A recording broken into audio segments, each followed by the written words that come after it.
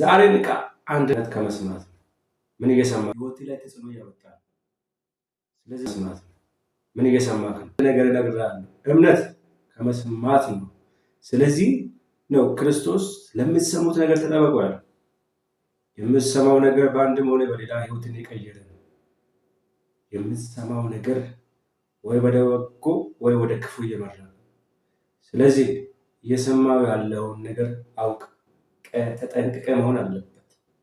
አይ እኔ ጎበዝ ነኝ፣ እኔ ጀግና ነኝ፣ የምሰማው ነገር ችግር የለውም፣ እኔ ለውጠኝ ማለት አትችልም። የምትሰማው ነገር እየቀየረክ ነው የምልህ። ስማኝ፣ አንተው ስማኝ። እየሰማከው ያለው ነገር ህይወትን እየቀየረ ነው። እየሰማው ያለው ነገር በአንድም ሆነ በሌላ ነገር ህይወትን እየቀየረ ነው። ወይ በጎ ተጽዕኖ እያመጣ ነው፣ ወይ ክፉ ተጽዕኖ እያመጣ ነው። ምክንያቱም መጽሐፍ እንደዚህ ስለሚል እምነት ከመስማት ነው፣ መስማትም ደግሞ በእግዚአብሔር ቃል። ትክክለኛ የሆነ እምነት የሚመጣው እግዚአብሔርን ቃል በመስማት ውስጥ ነው። ሌሎችን ቃላቶች፣ ሌሎችን ሰፈር ወሬዎች፣ ሌሎችን ትናንሽ ነገሮች ከሰማ እነዛን ነገሮች ታምናለህ፣ ግን ወደ እግዚአብሔር አያደርስም።